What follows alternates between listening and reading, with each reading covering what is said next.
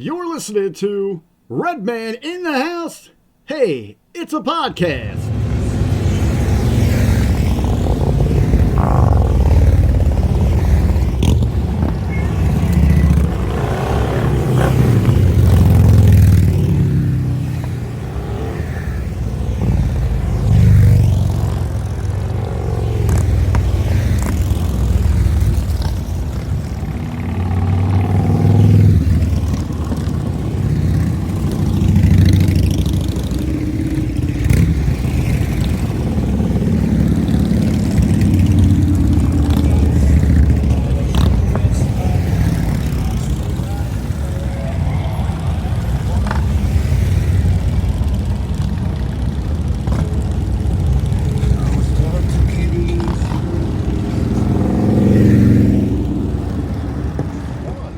Hey, welcome back. It's another episode, exciting episode, stacked episode. We got so much to talk to you about. It's Redman in the House. Hey, it's a podcast. You know me. You know him. We got a very special guest, but you saw that awesome open, that incredible open, those rides cruising by. And it's all because of the great cause that my friend Cindy is putting on here today. Hi.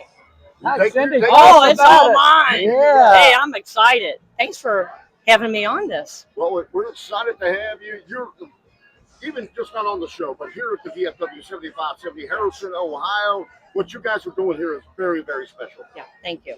And they've been supporting us with the bike run for years out here. So this is a great cause. This just leads up to our big event August 8th. Well, we're going to tease that. We're going to keep promoting that, let people know. But, a few questions here with you. First and foremost, What's today about? Today is all about these angels. We raise money. We have 4 children this year. This is our 17th year.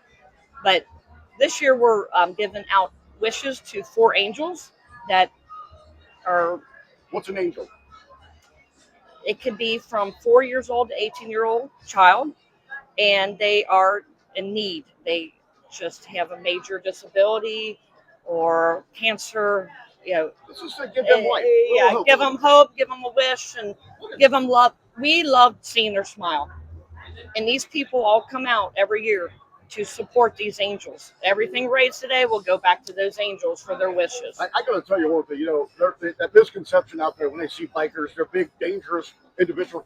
They are the Your nicest. community is the most loving and caring that I've ever seen. You are absolutely right. They are good people, and they'll come. Well, don't make them mad, though. Don't make them mad. Oh, okay. They seem tough and rough, but they're not. They're big old teddy bears, right? We have 6 or 8 events here, and they're all great. I mean, Breast Fest, their bike run, the one you say you got coming up. I had the Saddleman earlier with one, and we used to have what was the little girl's name they did for years? They just retired.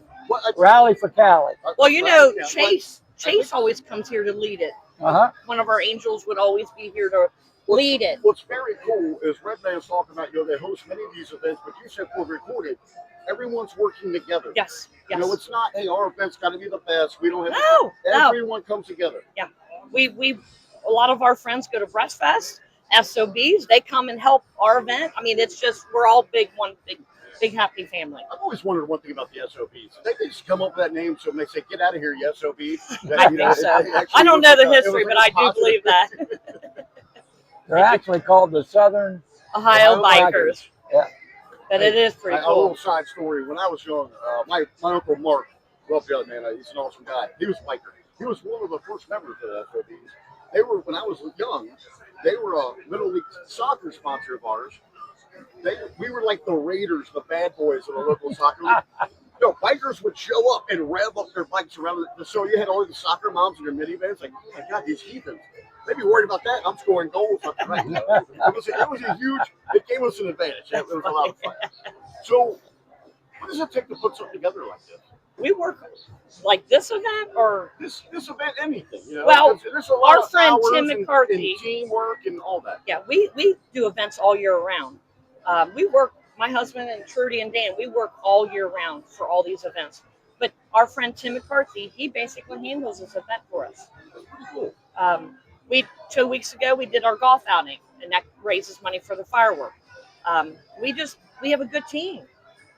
you know, we had over 30 teams at the golf outing. That's pretty Is that good. crazy? That's a lot of lost golf balls. Yeah. Oh yeah.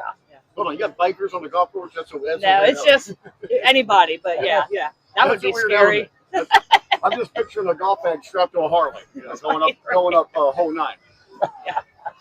But you know, thank you so much for this. Is there anything else that you want to tell anybody? Well, like, can how I can promote the get involved? event August 8th? Yeah. August 8th, you need to be there at Lawrenceburg Speed Way. We moved it from You know, I'm gonna let you slide on it. I'm an Edgewater guy, but I'm gonna let you slide. okay. I Bucher might even Farms, come down there. I might even come down there. August 8th, noon to late. We have live bands, fireworks, food all day, dessert all day, games all day. We'll do the wishes around 7:30, present them, and it's just a good day. It's free to come in. Everything's free, but we do have to charge a little bit for the beer this year because of the liquor license. Oh yeah. You got to pay a bill somewhere. Yeah. You got to pay the bill somewhere. So, Hey, if you guys need an experienced race announcer, just so it has fun, let me know. right. All right. There you go. There we go. All right, so thank you so much. Anything before you? Well, can I give the website?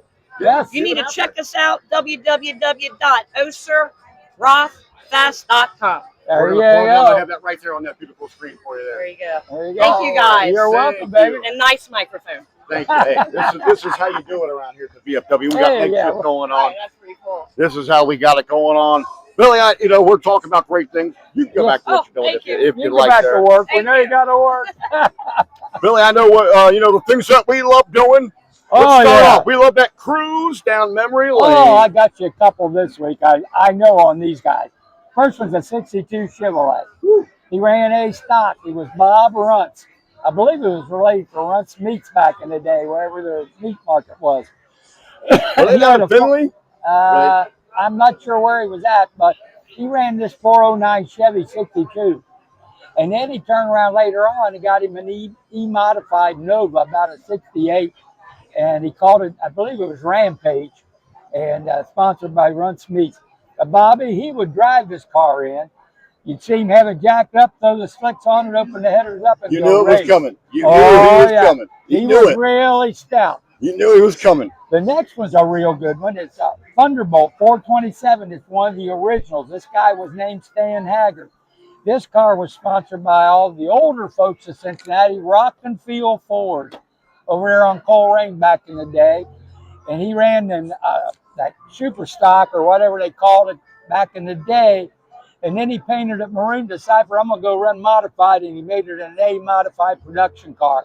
But Stanley Haggard, he had one of the original Thunderbolts back in the day. Both those boys were stout boys there at Race Edgewater. Edgewater had some race cars. Let me ask you, a question here. You always tell me, pick your brain. Do we have too many classes today? I don't know if we have too many classes as much as I think. I don't think we have enough racers. But Right. We don't have enough racers to fill them because the sports became so money bound and cost. But, the classes are good. We had to do something with the new cars. Well, the new car motors weren't good. Right. The 305s and stuff back in the day when they first come out of, they wouldn't fall off that telephone pole. But you could take a 427, long as it's a Chevy, put it in that new body Camaro and run GT class. And See, you these classify are the it as a insights. superstar.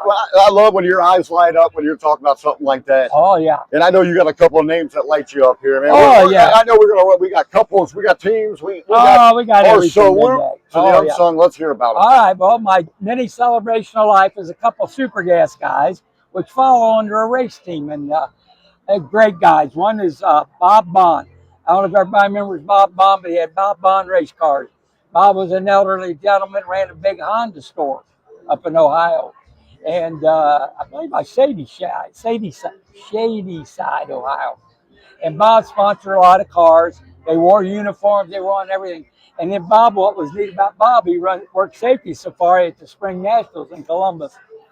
Well, one of the cars, the next guy that ran under his team was a boy named Joe Slick, we called him. He had an Oldsmobile body. Joe Slick. Oh, God, yeah. What a perfect name. Always had a big smile What a on his perfect face. name. Oh, I know. Always Do you know the laughing. story about the nickname? No, I don't. Was but he I just tell like you a good-looking guy? Was he slick with Yeah. the ladies, or was he just slick Oh, tires? yeah, he was a swoonser.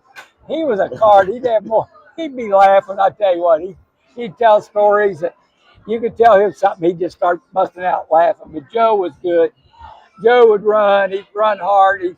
He never really got a lot of rounds under his belt, but he raced a lot.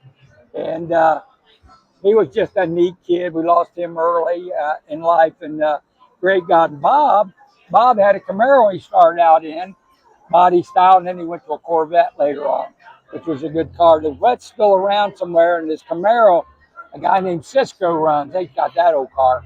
And he used to run it when Bob went to the Corvette. But there was a great couple guys in the super gas ranks. I try to mix it up each time we do this with different eliminators and different folks. And then my next little story today is sponsor teams. I always love talking, because we need that more today.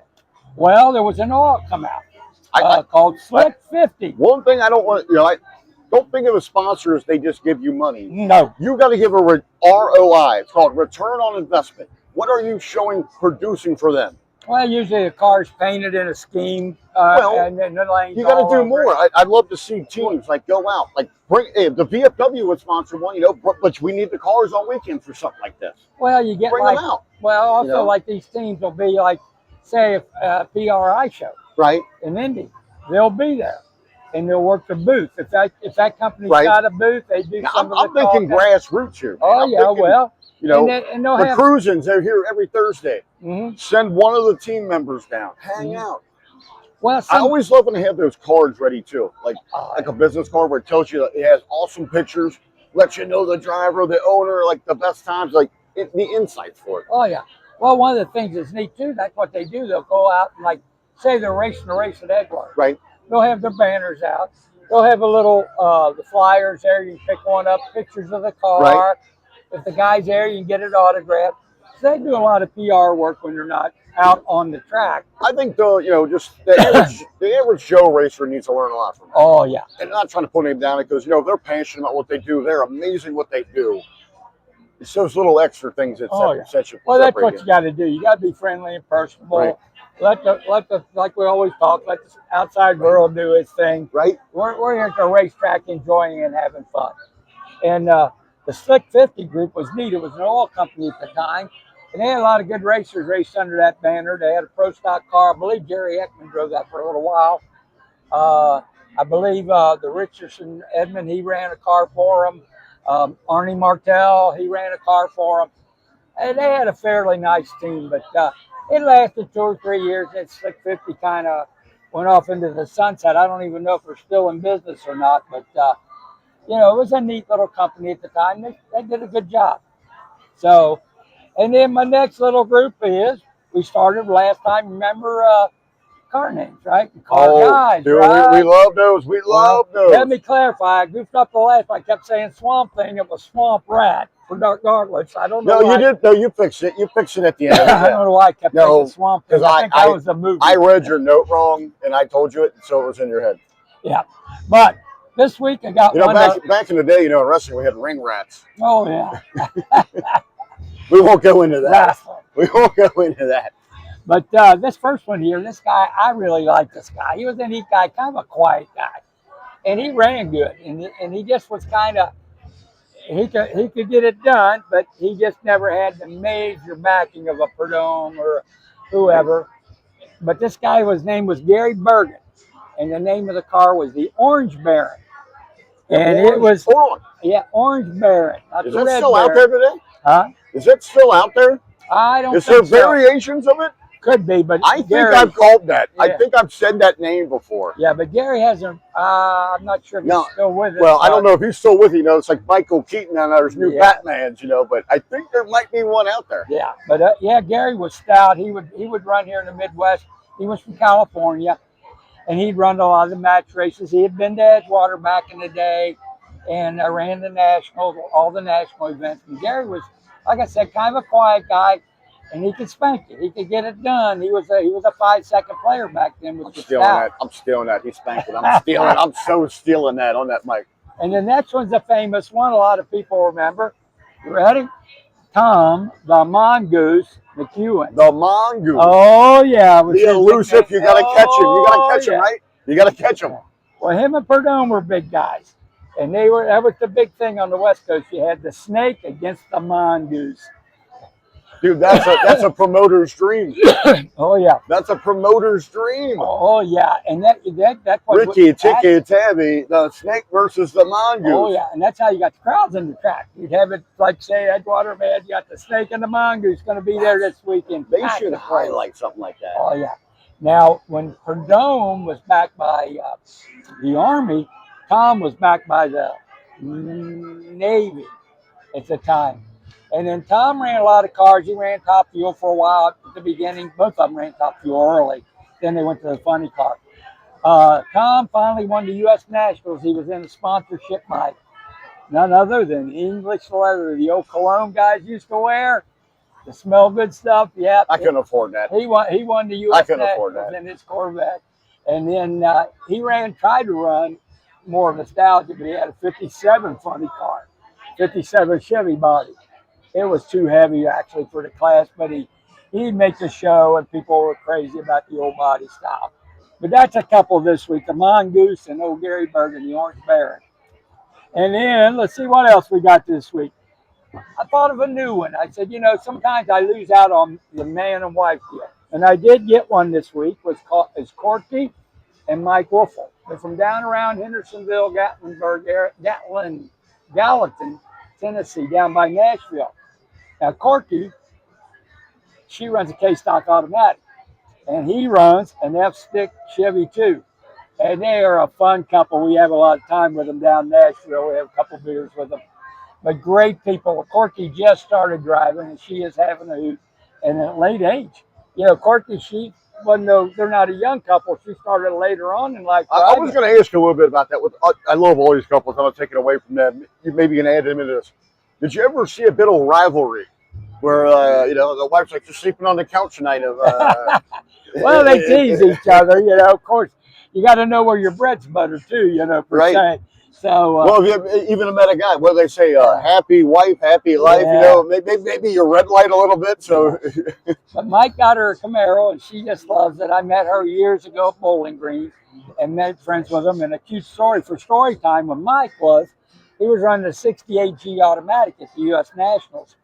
Well, we were getting weather problems, and we got beautiful skies. Yeah. Well, not beautiful, but we're dry today. A little humid, but so right. Mike come up to him and he said, Redman, he says, I'm going into the third round, but I got a motor problem. He said, do you think I need to take the car up? I said, yes, I would. I said, I believe you've got to I want to rewind. I want to rewind the story and ask you some questions. So you're on the start line. No, I'm in pit control. Okay. So approaching you, like, what do you think here? Because you know what the starter's thinking. How is it, what's the mindset? Like, the car might be questionable, but hey, maybe I can get down the track. Right. But if you got a spill or something, you're going to ruin the race day. Well, hold it up. The thing is, as long as it's not leaking. Now, like he said, I got a motor problem. In other words, he might have had a valve or something acting up. So what we did was I said, look, can you get it to the starting line? He goes, yeah, I can get it up there. I said, what I would do to make sure that you'll be okay, I said, take the light. When the tree comes down, click it off. You'll push up the starting line. You made your round. Because he was in a money round. Okay, so he's got a payout coming. Right. So he turned around, he did that. Well, he's sitting there, right? Well, the guy he's running has to leave first. It's a handicap race. Right. This guy red lights. So he wins. And he even knew that Mike was broke. So he red lights. Mike idles down the track. What do you think? Hold on. Seconds. I'm going with the other guy. Like, we're in that station lane. You tell me I can't make a run. I'm just trying to get through. Right. I'll do a buyback, whatever. Right. What is it like?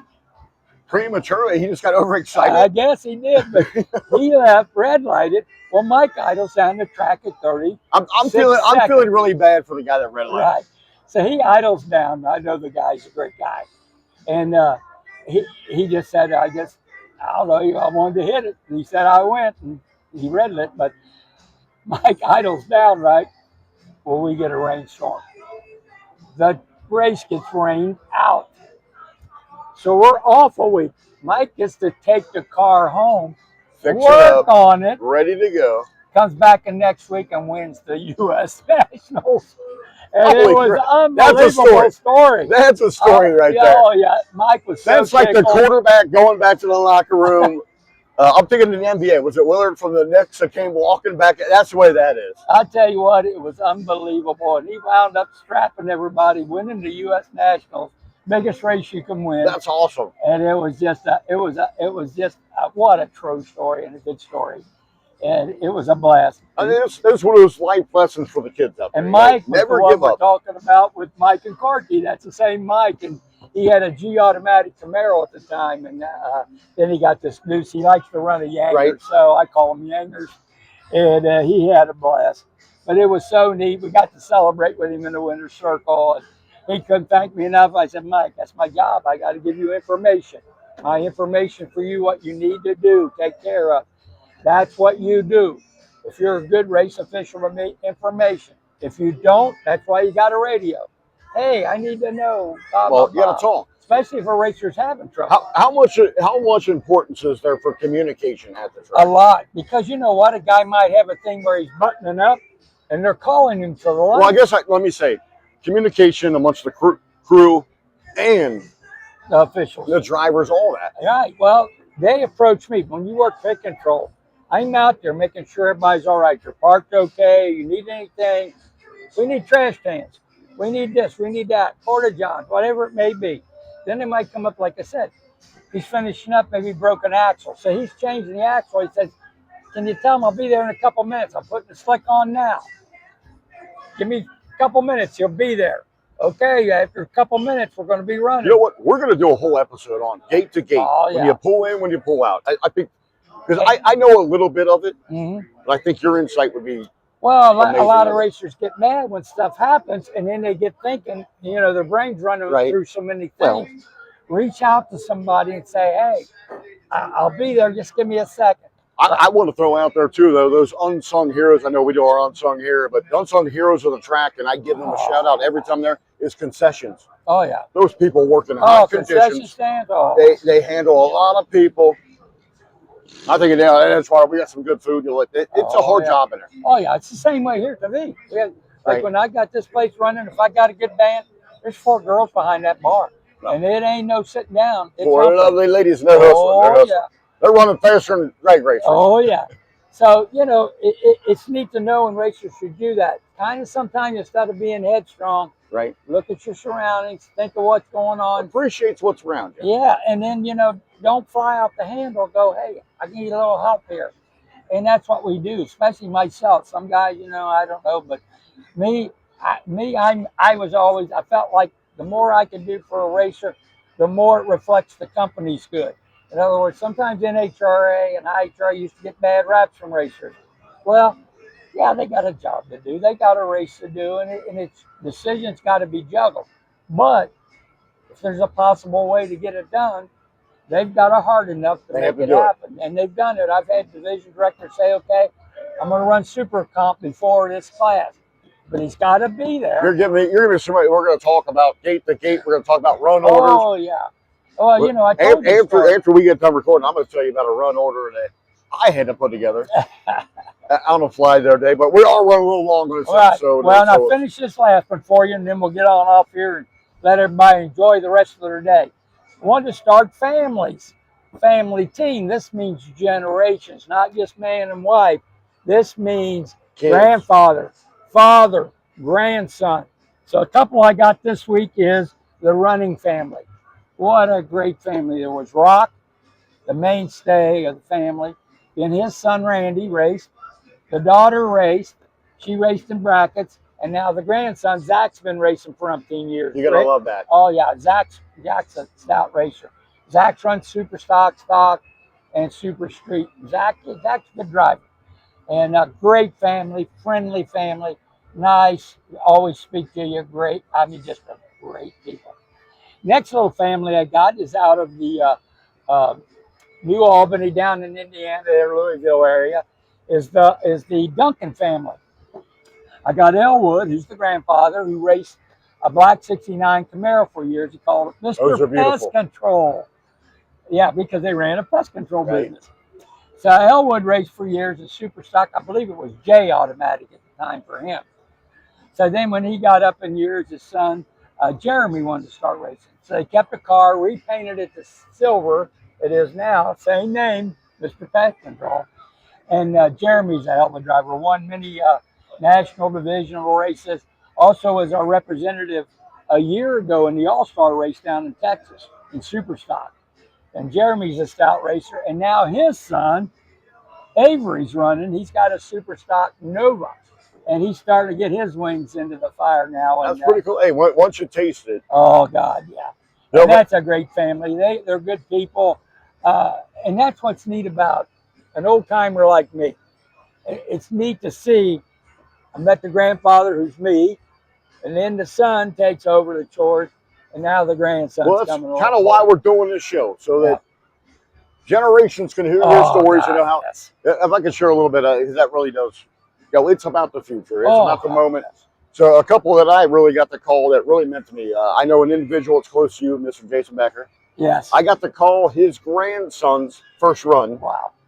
That meant something to me. Oh, yeah. Jason means a lot to me. Oh. And then locally here in Cincinnati, a couple of names that people know is the Pruitts and the Beckers. Mm-hmm. Well, Little Fast Louie's got a YouTube channel. It's way popular, more popular than ours. I got to call his first win. Wow. He won this past weekend. Good You job. should have seen that little guy.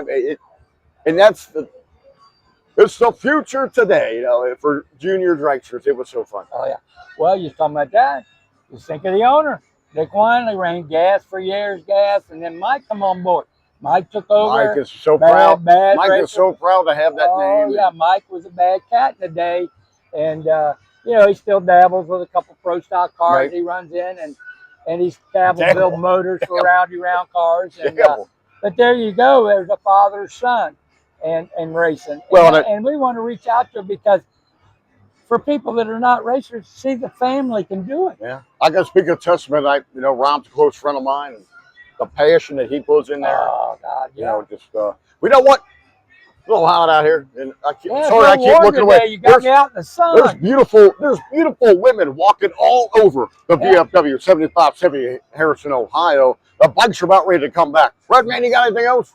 Well, you ever stop in and see us. I'm telling you, I got room for your rig. If you're on 74 between Cincinnati and Indy, you need a place to stop. Come see us. We will treat you like a king and queen. Come on, and we'll have us a good time. And I will see you hopefully in St. Louis for the double and help out there, if not somewhere sooner. And everybody stay safe out there, all right? All right, you've been listening to Redman in the House. Hey, it's a podcast. See ya.